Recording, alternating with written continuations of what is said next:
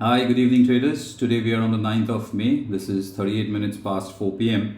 And here we are looking at the daily chart of the Nifty near-month futures. We opened gap down, but managed a pretty decent bounce back, not just to close the gap, but raise the question whether that gap with which we opened was more of an exhaustion for the current market selling or not.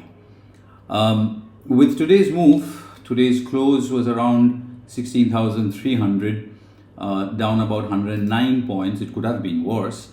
We have what? 6 consecutive negative trading sessions now, and the index is trading close to that Fibonacci retracement of 76.4, 78.6. I personally respect this combination of two fib numbers quite a bit. Over the past, I've seen that this range tends to hold the market pretty well most of the time.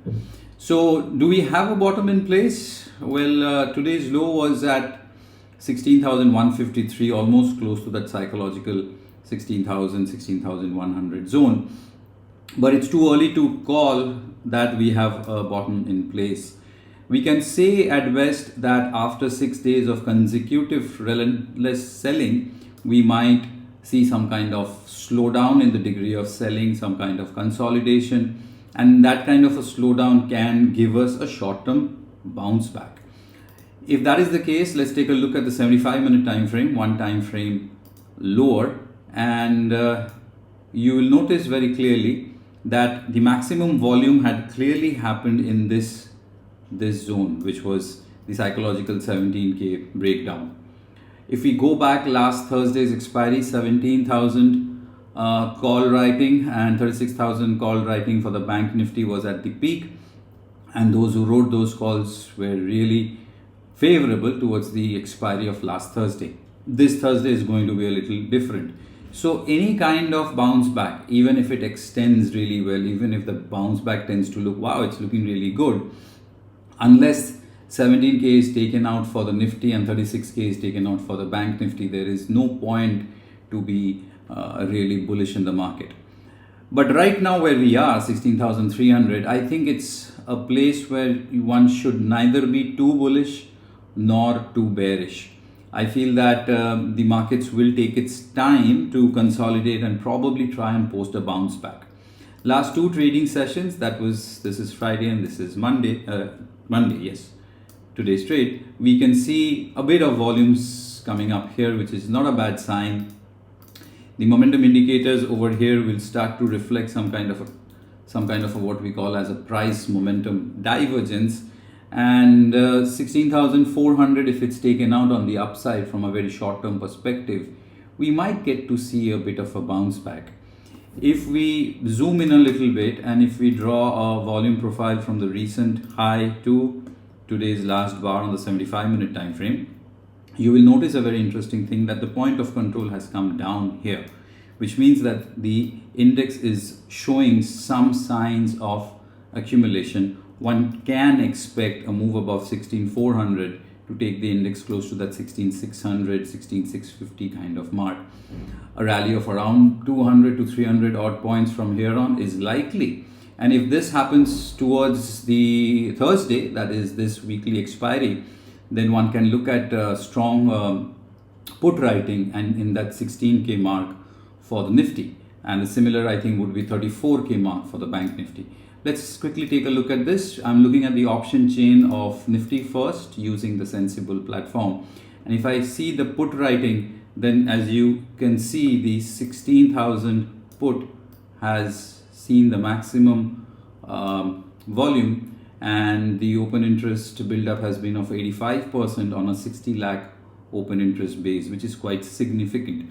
So 16K seems to be a very strong support for the market, and the option writers do not see that coming anytime soon. On the upside, it is 17K, which has the maximum base of around 86 lakh open interest, and that too has increased from 44.3% open interest build up. So clearly some kind of strangle writing of 16, sell 16K, 16K on the downside, sell 17K on the upside is happening. And I sense that the index for this expiry is very unlikely to slip down towards that 16K mark.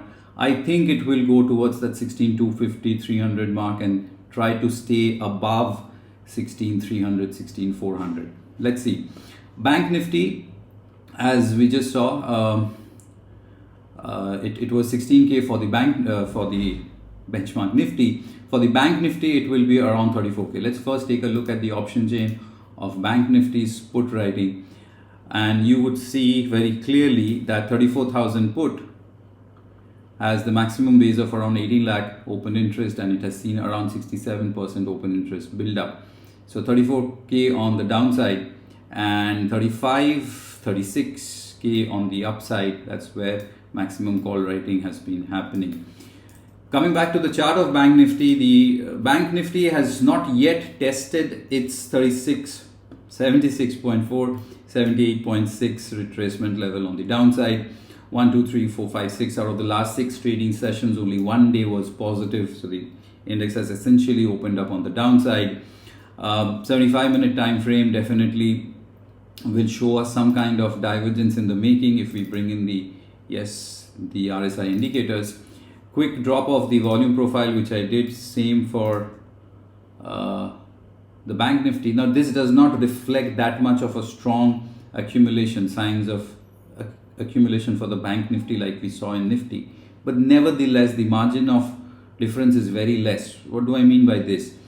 What we have done is we just dropped in a volume profile from this high to the current bar, and we can see that majority of the volumes had happened in this zone and next in this zone. You will notice that this difference between this zone and this zone is not significant, right? And so very strong signs of short-term resistance is here for the Bank Nifty. Now this is 35,800, 36K. There's no second thoughts about it, and I feel that this index can also bounce back if the overall market stays okay tomorrow morning. I think the probability of it bouncing back a little bit towards the 35K mark remains.